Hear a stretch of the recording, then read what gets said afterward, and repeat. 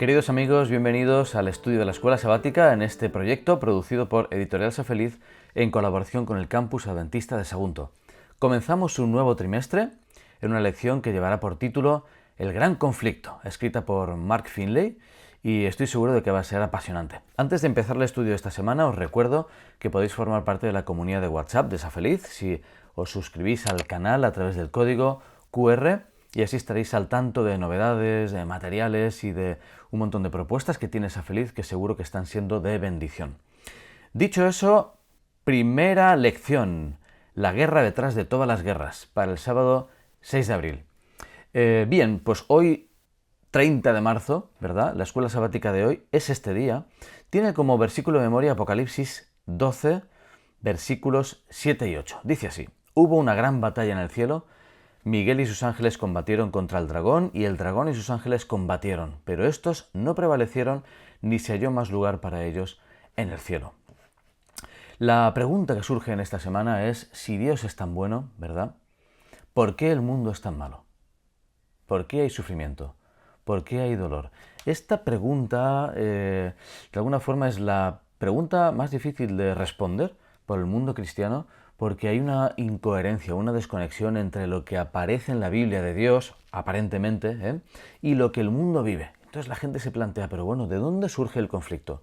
Lo que sabemos de Dios y se revela en la Biblia es que Dios es amor.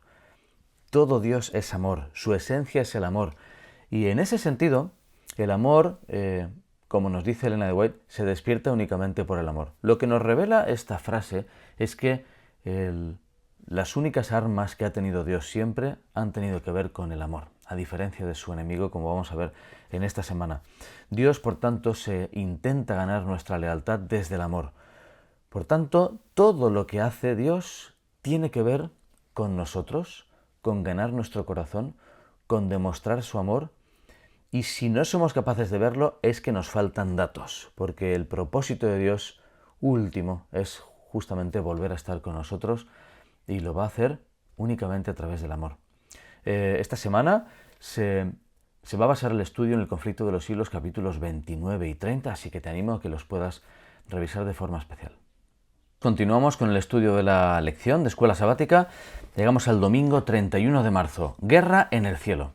Se nos propone que estudiemos el versículo de memoria, ¿verdad?, para esta semana de Apocalipsis capítulo 12, donde se narra el conflicto que se da entre Dios y Satanás.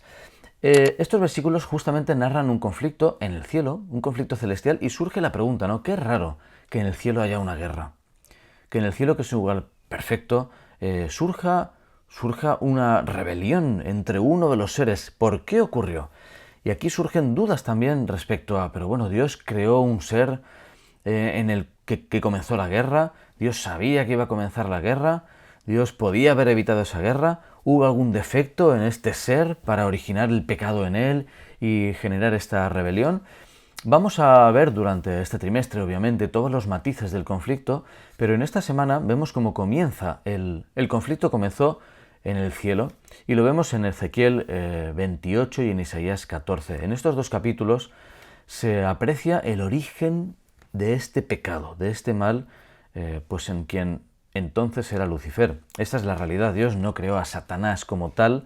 Satanás es el nombre de adversario que se da después, ¿verdad? Pero en el origen, en el principio del universo, o cuando Dios creó a Lucifer, era justamente un ser perfecto. Era un ángel querubín protector, ¿verdad? Era un ángel en el que no había ningún matiz de pecado, ni de orgullo, ni de mal. Era perfecto. Lo que pasa es que, como parte de esa perfección, tenía la libertad de amar o no amar. Tenía la libertad de elegir. Y esta libertad, que nosotros llamamos libre albedrío, ¿verdad? Pero esta libertad fue la que Satanás, o Lucifer en aquel momento, ¿verdad?, usó mal. El pecado se originó en él mismo. Y la esencia de su pecado justamente tuvo que ver con desear la adoración que no le correspondía. Él, que era un ser creado, decidió, buscó, anheló la adoración de Dios. Este proceso mental, que seguramente llevó tiempo, fue el origen de todo el mal que sufrimos hoy en día. El primer lugar donde surgió ese pecado. A partir de ahí intentó usurpar ese trono, ¿verdad?, que no le correspondía, y ahí comenzó la guerra abierta en el cielo. El conflicto de los siglos nos da más matices de esta realidad, pero nos dice básicamente que con cada advertencia que Dios dio con amor y misericordia infinitos, solo se despertó un espíritu de resistencia. Desgraciadamente, no hubo lugar en el cielo y tuvo que ser expulsado. Continuamos con el estudio de la escuela sabática. Llegamos al lunes 1 de abril.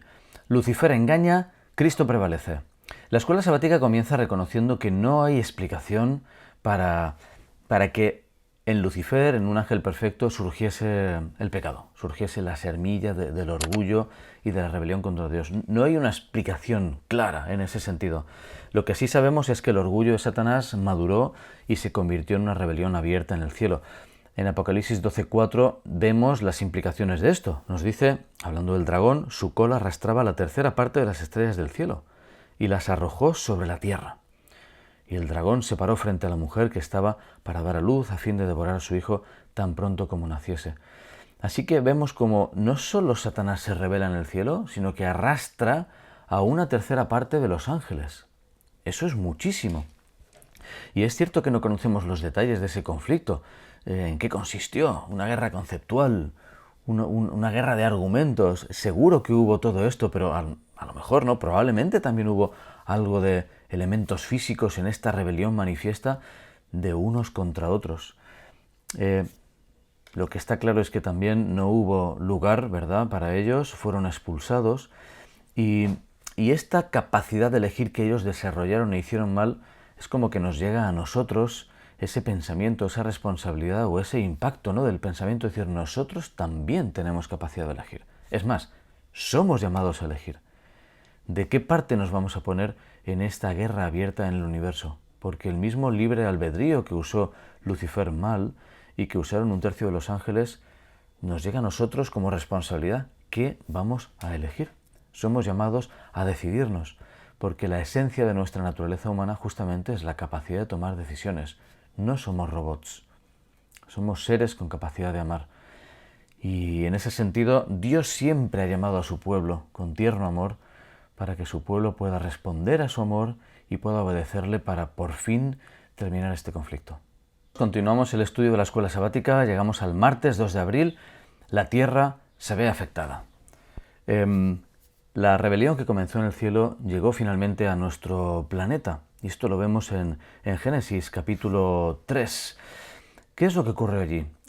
Como nosotros somos, igual que todos los seres, ¿verdad?, libres, no robots con capacidad de elegir, Satanás se aprovechó de esta oportunidad y trató de infectar el planeta con el virus del pecado que se había generado en él y que él había atesorado, desarrollado, y en vez de alguna forma neutralizarlo, lo convirtió en rebelión manifiesta. Dios no quería robots, Dios quería seres inteligentes, seres que pudiesen pensar, seres libres, y por eso precisamente plantó ese árbol del conocimiento del bien y del mal en medio del huerto donde estaban Adán y Eva, y sin embargo cuando llegó Satanás comenzó esa lucha dialéctica con Eva en la que él mintió claramente. La primera mentira, ¿verdad?, registrada en la Biblia es: no moriréis. No moriréis. Dice: sabe Dios que el día que comáis del fruto, ¿verdad?, serán abiertos vuestros ojos y seréis como Dios, sabiendo el bien y el mal. Lo que les dijo es que en realidad Dios les estaba mintiendo, ¿verdad?, y que si comían de ese fruto iban a alcanzar un grado superior de existencia. De esta forma abrieron la puerta al pecado que hoy vivimos desgraciadamente en nuestro planeta. En esencia, el pecado, por tanto, es una rebelión manifiesta contra Dios. Es una rebelión que rechaza la propuesta de Dios y que conduce a una separación de Dios. Y finalmente, como Dios es la fuente de vida, la separación de Dios es la no existencia. No es compatible separarnos de Dios y seguir viviendo. Es cierto que esto no significa que cada vez que sufrimos es porque hayamos pecado, pero sí que todo el sufrimiento actual se debe al pecado en nuestro mundo.